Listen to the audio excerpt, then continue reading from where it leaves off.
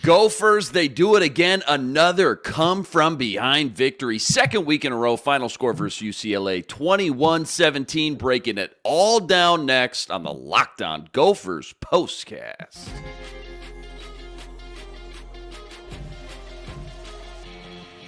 You are Locked On Golden Gophers POSTCAST, part of Locked On Minnesota on the Locked On Podcast Network. Your team every day. What's going on? Back in the lab, back at it. Another Gophers POSTCAST episode right here on the Locked On Sports Minnesota Network. Your team every day. Luke Inman at Luke_Spin. We got Gophers Hall of Famer Ron Johnson, host of the Ron Johnson Show each and every Tuesday. Kane Rob, host of Locked On Gophers. He's on X. Give him a follow at Gophers Kane Rob. Fellas, plenty to break down after that thrilling come-from-behind victory. But first, quick reminder, today's episode brought to us by FanDuel. Check this out. Place your first $5 bet. You're getting $200 in bonus bets guaranteed. Go check it all out over at FanDuel.com today to get started. Okay, Ron, since when did the Gophers become a fourth quarter comeback team? 2 weeks in a row, they moved to 4-3. I know it's fresh. I know it's raw. Game just ended. But just start with your biggest kind of topics, top of your head. Yeah, I mean, slow start. So PJ Fleck talks about playing. He's going to say this Tuesday. Wait, did they already have the bye week or is this the bye week? This is the bye week coming up. This is the bye week. So, yeah, so we don't have a PJ Fleck show this Tuesday. So then next Tuesday, he will come back to the show and he will say we're looking to play 60 minutes. We had Max Brosmer on the show. I also had Max Brosmer on the Ron Johnson Show. He said the same thing. We got to play 60 minutes. If we can put – because he was on the PJ Fleck Show and he's on the Ron Johnson Show last week. And he said if we could put the first half of the Iowa game with the second half of the Michigan game, we'd have a complete game. And I'm looking forward to finally playing a complete game. UCLA felt like or USC felt like a complete game. And then here comes UCLA. Again, slow start, and then they have to kick it into gear in the second half. So it works against teams like if UCLA was any good of a team, they would have lost that game. And UCLA is just not good, and I think that's what we saw. Now again, on paper, they played some of the top teams in the country. UCLA did. So I'm not going to say they're terrible, but there are some fundamental flaws that I pointed out on the pregame show today with some of their film stuff. That was the same thing that bit them in the end. My X factor was Schlesinger. I said Schlesinger is going to have to cover Darius Taylor in this game, and it happened at the end of the game. It happened a little bit in the middle, but it happened at the end of the game. Yeah. I was like, that's the X factor. If he can stay with Darius Taylor, they'll have a chance to win the game, and it came to fruition. Also said that what's his name, Henderson, because I knew he was going to play more because of the way they have to play nickel against his team. Yeah. I was like, he's going to have a big game, and he came up with a couple sacks here and there. But then, of course, Koy Parrish, number 3, he gets it done again. That number 3 is looking real good right now.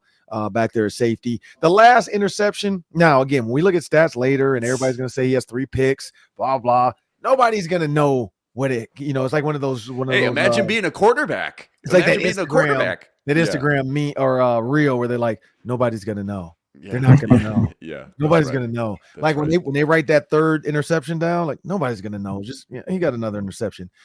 Because a lot of coaches will say, dude, let it hit the ground. Like don't even play around with it where you might tip it up in the air. You might bobble it or something. Right. And then the guy takes it from you and he runs into the end zone and scores.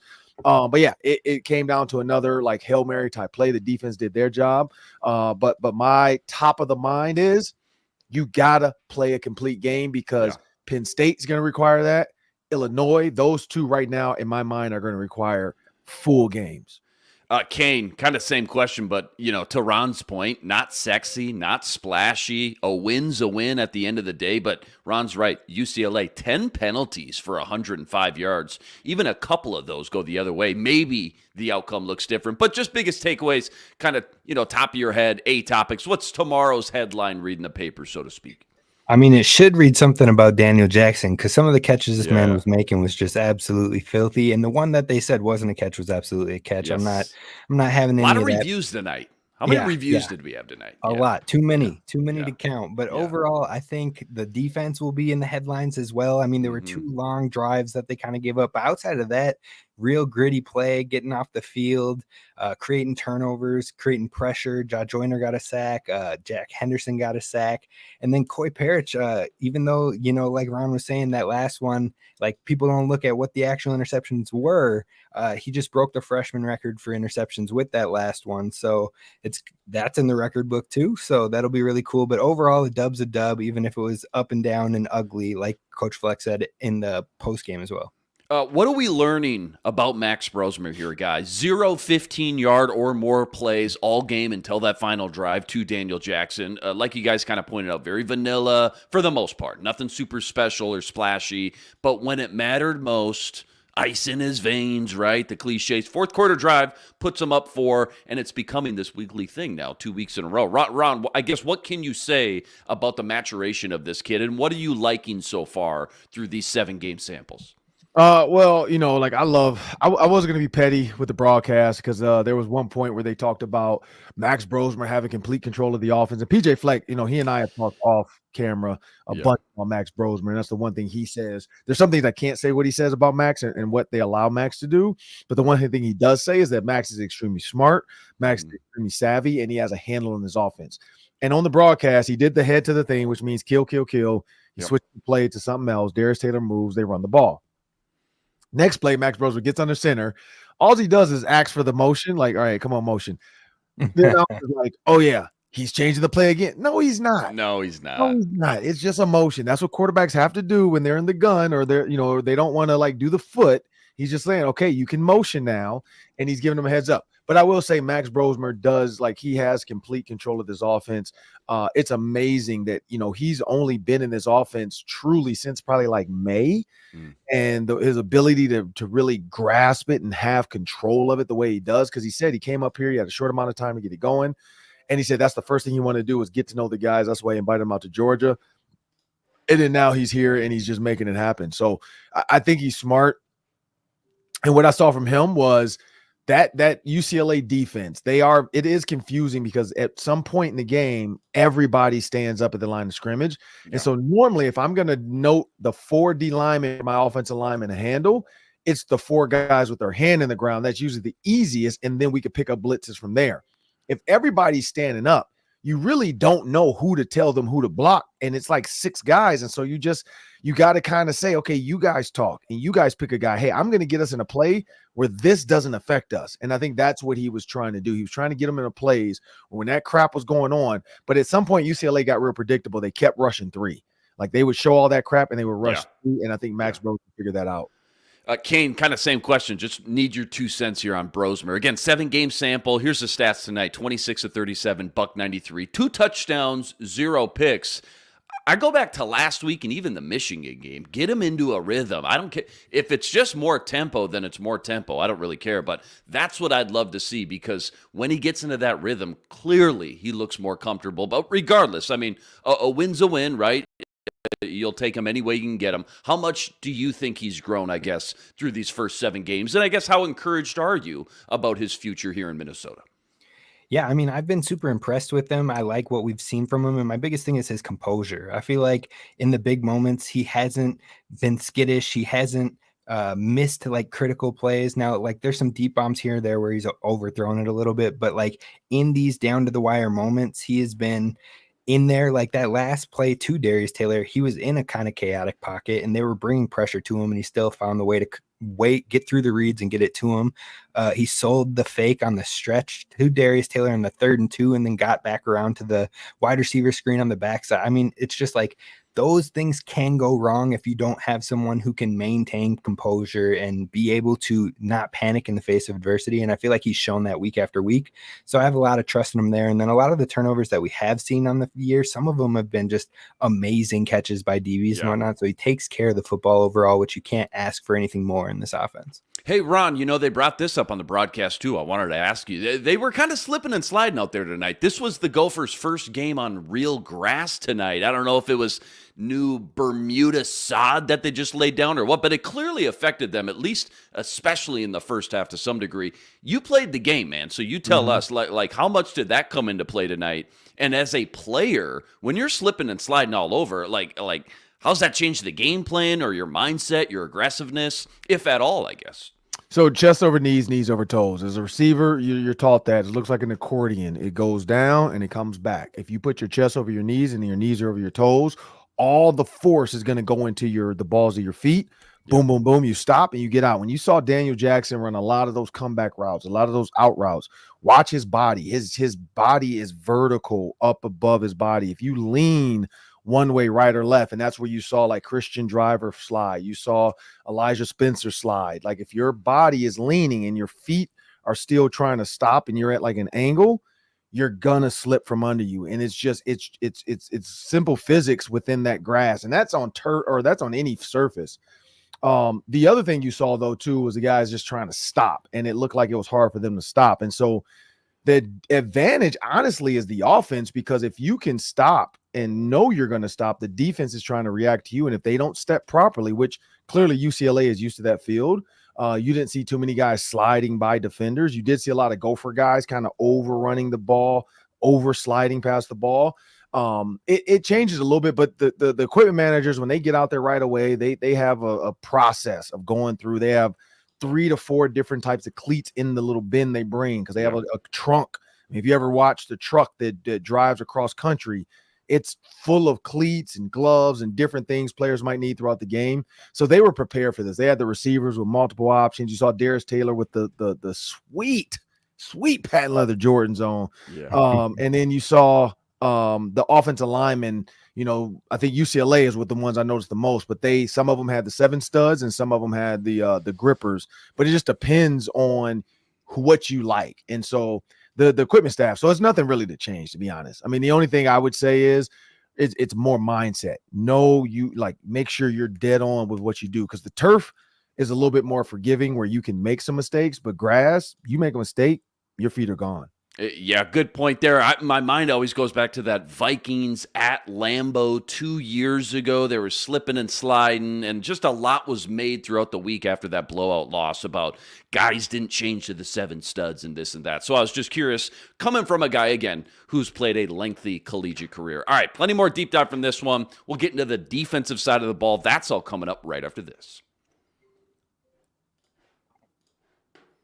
Quick reminder, today's episode brought to us by FanDuel. FanDuel, America's #1 sportsbook. Right now, they got something for every NFL fan with a huge payout for every new customer, with easily what I think is their best promotion of the year. And with FanDuel, when you get the hunch in the middle of the game, you can check out the latest stats, you can view live play-by-play, and so much more, all on the same page where you place your bets. Check this out. Right now, FanDuel, they're going to get you started with $200 in bonus bets, guaranteed when you place your first $5 bet. That's $200 in bonus bets, guaranteed with your first $5 bet. Go check it all out over at FanDuel.com today. Get in on some Monday Night Football action while you're there. We got Bills-Jets this Monday. Current line, Bills by 2.5 on the road in New York. Over-under sitting at just 40.5. Go check it all out over at FanDuel.com. Again, check it all out over at FanDuel.com. All right, so defensively, this was just at halftime defensively. Gophers allowed 161 yards through the air, but on the flip side, UCLA only had 10 yards rushing.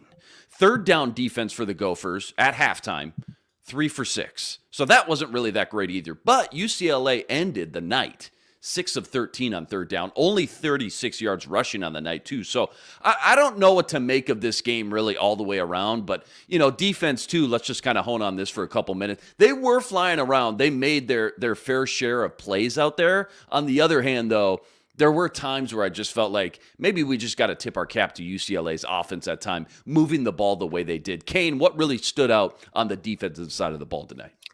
For me, it was the third downs. UCLA started out 3 for 3 on third downs, and they finished the game 6 for 13. So they went 3 of 10 after that 3 for 3 start.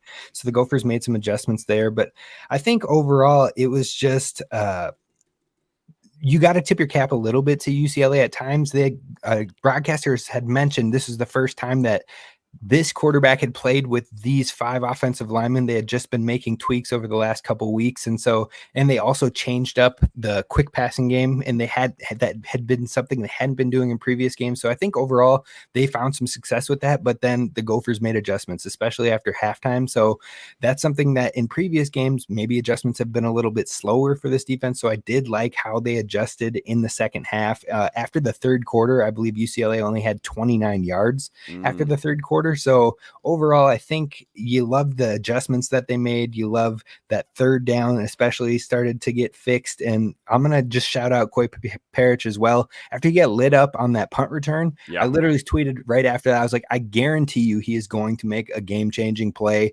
because that's just like, he doesn't take crap like that. That's just his attitude. That's his swagger. That's his confidence. And then he has that diving interception, which really flipped the game for the Gophers. So shout out to him as well. Ron, take it from there. Take the baton from there. Koy Parrish, man, number 3. You said it at the top, man. That number 3 is looking good back there. We talked about it last week, man. Gophers have just been something in the water or what, producing some high-end safeties. But Koy Parrish, man, a true freshman. You just don't see true freshmen going out there making the kind of play, let alone just getting on the field as a true freshman, but making the kind of plays he has. Just give us 60 seconds on just how impressive his start to this collegiate career has been so far for Koy. Well, I mean, 4 interceptions as a freshman, that's huge. A true freshman at that. I like the fact that he's greedy. Like I joked around about that, but a lot of guys aren't greedy enough to go get that last interception. Because, some people would say, that's not the right way to do it. That kid is greedy, and I like that. And then the first interception, though, that's just pattern reading. He understood the down and distance. He understood the sticks. He knew the coverage. They were kind of some kind of quarters read, and he ran up as the back safety and just realized I can break in front of this tight end because he's stopping his route. There's nothing threatening me behind. So why am I going to cover grass? And he did a great job. Honestly, Travis Hunter type, he did a great job of jumping in front of the guy, making the catch. I was nervous at first because I thought he had separated his shoulder or something, or his AC joint, because he caught it and then he landed and you could see him kind of grimacing. He locked his arm up. I thought so. Then I'm like, okay, maybe he got the wind knocked out of him, but the ball was not under his chest. So it must have just been his body hitting the ground, maybe knocked the wind out of him. And that's why he was kind of running like that. But I was super glad that, because then you see him on the sidelines screaming and yelling and cheering and celebrating. So I was like, okay, he's okay. He just got the wind knocked out of him, because it was, that's the one thing that because you didn't have Kerry Brown out there, which is crazy. Even think about how good this defense could be with the pieces. Maverick Baranowski didn't play. So they're missing some pieces that really can make this defense good. I will say one thing about playing secondary, really at any level. We see it all the time in the NFL, but at this collegiate level as well, you got to play with some swag, man. You got to have some confidence at those positions, and clearly he's got some swag right now going on. Coach's Corner. I like this segment. A lot of challenges. We called that out. A lot of challenges in this game, by the way. But, Kane, give me one thing that just kind of stuck out. As far as the coaches go, PJ Fleck, maybe the offensive coordinator, defensive coordinator, anybody, just one thing that you think kind of, swung this game based off the coach's decision, a challenge, a timeout, a play call, you name it. Yeah, I got 2 really quick ones. One was PJ's use of timeouts after punting on that 3-minute mark. I was really kind of skeptical about the punt, but the way that they timed out those timeouts, the way that they got believed in the defense and got off the field, that was clutch, and props to him. And then also I got to give Greg Harbaugh some shout out and a love. I've been definitely critical of him over the season, but that 3rd and 2 call, 3rd and 2 heading towards the end zone at the end of the game, where they called that screen pass, but they sold it with the stretch look. That was the perfect play call. They bit so hard because UCLA had been expecting that from Darius Taylor, and I just thought it was perfect timing, and it set him up really well. Ron, just stemming off that makes me think, the job UCLA did shutting down DT, Darius Taylor, all night, not just on the ground, but through the air. Remember, last week versus USC, that was their leading, catch grabber. I think he had 7-8 catches last week. So they shut him down, but then to have another weapon, like King kind of brought up in the first segment, like Daniel Jackson, career-high 10 catches tonight, huge catch, finally, they got a play more than 15 yards on the final drive, thanks to Daniel Jackson. Where does this dude just kind of rank among all-time Gophers receivers? We know you're up there on the list. And really, to kind of hone in more so in the last couple of years, how much has he meant for this Gophers team the last 2-3 years as well? I mean, so as far as what he's meant the last couple of years, he's been making plays, but I'd say this year he's just kind of showing like I need, not say I need to, but he wants to go to the NFL. Yeah. What Daniel Jackson does though, I mean, 10 catches, 89 yards, could have been more explosive, of course. Like, Yeah. I mean, 10 catches is 10 catches, but at the same time, you're like, you see guys with 10 catches, they're at 190 yards. Like, that's the one thing that UCLA did a great job of, was keeping Daniel Jackson in front of him. You could see whenever he was trying to run a deep ball, they had guys on him. But Daniel Jackson over the last couple of years has been very consistent, and I've interviewed him 2 or 3 times now. And his biggest thing is he's learned so much from guys like Chris Altman-Bell and the previous guys. But, as far as the hierarchy of Gopher history, his story is not done. So I don't even want to go there, right now where he's at. He's already in the top 10 as far as 2,000 yards, but his story's not done. I mean, who knows where he's going to end up? And so he's got, 6 more games or 5 more games plus maybe a bowl game, and we'll see what happens. Yeah, it's going to be a lot of fun tracking these, final 6 games here for him with that bowl game, and just seeing where it all kind of shakes out once the dust settles with some elite company like Ron Johnson, as we know. All right, don't go anywhere. Last segment coming up. Got to talk about the second half of the schedule. That's all coming up right after this. Quick reminder, tonight's episode also brought to us by Prize Picks. Prize Picks, America's #1 fantasy sports app with more than 3 million members to date. And for me and my money, it's just by far the easiest. It's the most exciting way to get in on all the action while you watch your favorite sports and you watch your favorite players. So simple. All you got to do, you pick more or less on 2 or more player stats, and you watch the winnings roll in. Football season still in full swing, so whether it's anytime touchdowns, receptions, tackles, sacks, you name it, they got it. Take your pick on more or less. Add them to your Prize Picks entry today. Plus, they now offer Apple Pay, quick and easy deposits into your account all season long. Download the Prize Picks app today. Use code LOCKEDONNFL for $50 instantly with any $5 wager. Okay, bye week coming up. Ron, you played the game. One of the best to ever do it, by the way. Don't be shy now. You played the game at a high level. Okay, how much did you guys love to look forward to the bye week? Or did you not like the bye week when it came? And did it matter, I guess, if the team was hot and they were winning and there was a lot of momentum going on? What is the bye week mentality that you had when you guys played? Did you just always want to keep playing no matter what, keep things rolling? Or were you always pleased when that week of rest finally came up? Well, there's two different types of bye weeks. In the NFL, you got money. So you were excited about that bye week because you could take maybe a quick trip somewhere. You can go back home to visit family. I mean, I remember I came back to Minnesota and just saw my girlfriend, not my wife at the time, but, came back to Minnesota, or she came up to Baltimore. And then, you don't have any practice for 3 to 4 days. So it's kind of like I get to sleep in. I get to just get up and lift weights, come back home, watch TV, hang out, let my body rest, get in the sauna, get in the hot tub. In college, you can't go anywhere. I mean, unless you really want to just go home real quick, but you got class. Yeah. And so I think the biggest thing is just a mental break, because PJ's going to be out recruiting. He's like, the players will be around. They have obligations like to lift and do some other stuff. They'll have some player meetings and some player just, maybe throw around, let's throw the ball. But you do take a chance to relax. And then I think they are back Friday. And they kind of get going again with a speed type practice. And then I think Saturday, Sunday off again, or Saturday off, and then they're back at it Sunday. Sunday is their day to come back in and get going again. So, and that's, they do their full, here's your film, here's this, here's that, here's what's next, here's what we did good, here's what we did bad. And I think coaches sometimes let players choose, hey, do you guys want to get the film done, which is tomorrow? Yeah. Or do you guys want to hold off? I'm guessing they're going to get that done tomorrow so that they can get this game, put a bow on it, move on. And then that Monday, Tuesday, Wednesday, they'll have something planned. I know, like PJ said, the players are around because we're planning on doing something with them Tuesday in place of the PJ Fleck show. So the players do have to be around, but they don't have anything to do. But they have class, Yeah. But it is good to rest, not have to hit. You get, the weekend coming up, you don't have a game. So all that feels good because you get to go to sleep on a Friday night, knowing Saturday morning I get to sleep in. I don't have nothing to do. There's no game. I'm gonna just get up and watch maybe some other games. I might go to the mall, get in on some Madden, maybe some video games. But from a college body, getting my body back standpoint, I think that's the best thing for them is knowing.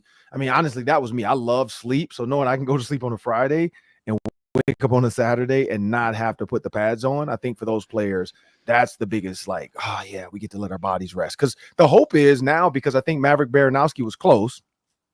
So now you get him back. Maybe, what's his name is back, Brown. Mm-hmm. So that's what your hope is, that this week you get some of these other guys back that have been banged up. And then the guys that were always like questionable, but then they play. Now these guys can get fully healthy as well for a week.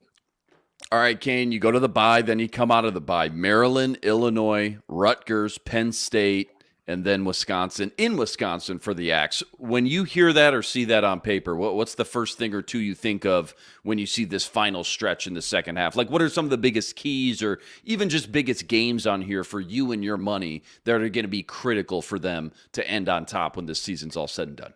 Yeah, I think the number one key for me is that you got to clean up the run defense, because a lot of these teams got running backs that can run it down your throats. And so Rutgers has a guy who's a dog. Wisconsin has been finding their running game, and their last two games, they've been putting up points. Penn State's got two guys that can really run it. Illinois always finds a way to run the ball. So you have to find a way to slow down that run. And if you do, I think the Gophers can be in all of these games. We just saw this week, Penn State played USC. That game went to overtime. USC ran for 111 yards in that game, so Darius Taylor could find some ground room in that Penn State game at home too, so it's nice to be in a home environment. Rutgers just gave up 42 points to Wisconsin, so again, these are games that you're looking around and you're like, look, we can win every single one of these games if we play all four quarters like Ron Johnson was saying. So overall, if they can slow the run down and play all four quarters, I like it week by week.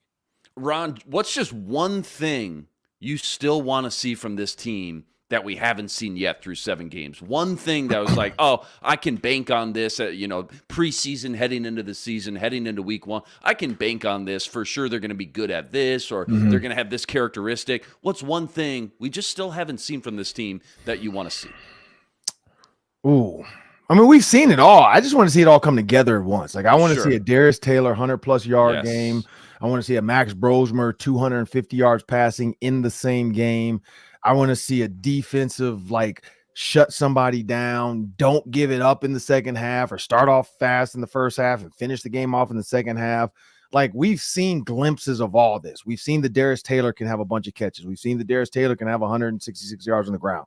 We've seen Daniel Jackson can make plays. We've seen Max Brosmer air it out. We haven't seen it all at once. And that's what I'm hoping for. When you look at this schedule, one, you get the rest and get these guys back. But looking at this schedule, what better way? And if you want to be petty Betty, what better couple games coming up? Rutgers, PJ circled that one. You got Kirk Shiraka, you got Ethan Kalimanis. He was subtweeting on his way out the door as if it wasn't him, it's the team. You get a quarterback in here who can throw the ball. Now he's throwing it. Well, what's different? Nothing. Kirk Shiraka that just recruited to have Ethan left. And so Ethan really he looked lost under the new offense under Greg Harbaugh. So I'm looking forward to a game like Rutgers. You just put the pedal to the metal, and everything about Ethan for Corey Heatherman to say, hey, look, I know you weren't here for this, but this is what Ethan struggled with. Go after him. Yeah. And I think that's what I'm looking forward to seeing is a full 60, a full game domination, because we have not seen that. We haven't seen a full 60 minutes of domination yet. Hey, they've been on fire, though, when it matters most. 35-3, they outscored Michigan and USC, and now, of course, they get the win. Sloppy win, nonetheless. A win's a win, thanks to a Max Brosmer fourth-quarter drive. Last one, then we'll get out of here. Kane, you kind of pointed this out. I just pulled up some of these scores, man, from the day. Crazy day in the Big Ten. Some even crazier finishes. You mentioned USC. They blew not one but two 14-point leads versus Penn State. They end up losing in overtime. Oregon, Ohio State. I don't know if you guys were flipping back and forth. Maybe the Big Ten game of the year so far. Oregon holds on to that one. Purdue came all the way back versus Illinois. They go for 2 to win it. They come up short. Final score 50-49. Ron, 30 seconds, then we'll get out of here. Get some sort of observation, biggest observation that just stuck out around the Big Ten today. It's good. It's good across the board. And I was dead on about this Ohio State-Oregon game. I said it was going to be close. Yeah. JG was like, Ohio State's going to blow Oregon out and show everybody. I'm like, okay. I'm like, don't sleep on Dylan Gabriel. That boy is a beast, and he showed it today. So just across the board, Ohio State, I think I heard on the broadcast, they said Oregon, Ohio State, Minnesota, UCLA. You had Iowa and Washington, or who did Iowa play? I think it was Washington. They put up 40. Yeah, dude, Yeah. Wisconsin and Iowa put up a combined like 82 points today. What? And so when you look at all that, all those West Coast versus East Coast games, West Coast versus Big Ten games, you just don't know what you're going to get out of this. But that's what I saw across the board. That it's still Ohio's. Like I thought it was Ohio State's division or league. It's Oregon's. So I mean, as of now, Oregon is the king of the Big Ten, which is dumb to say. It still feels weird to say. We'll get out of here on that note. You got Texas, Oregon in the national championship game right now. Gophers win an ugly one. Another fourth quarter comeback, though. Final score versus UCLA, 21-17. They jump back up to 4-3 now on the year. Plenty to pick apart all week long. Maryland up next after the bye. Kickoff for that one currently scheduled for 11 a.m. up on the Big Ten Network. Huge shout out to all the everydayers out there that always make us your first listen. Got to go check out all of Ron's work on X. Give him a follow at 3Ron Johnson. Plus, you got to check him out on the Ron Johnson Show each and every Tuesday. Kane Rob, Locked On Gophers. He's at Gophers Kane Rob. You got to remember to follow all the action right here on Locked On Sports Minnesota. That means you got to go like this video, subscribe to the channel if you haven't already. I'm Luke Inman on X, at Luke_Spinman. Enjoy the bye week. We'll see you in 2 weeks versus Maryland, October 26th. But until then, signing out.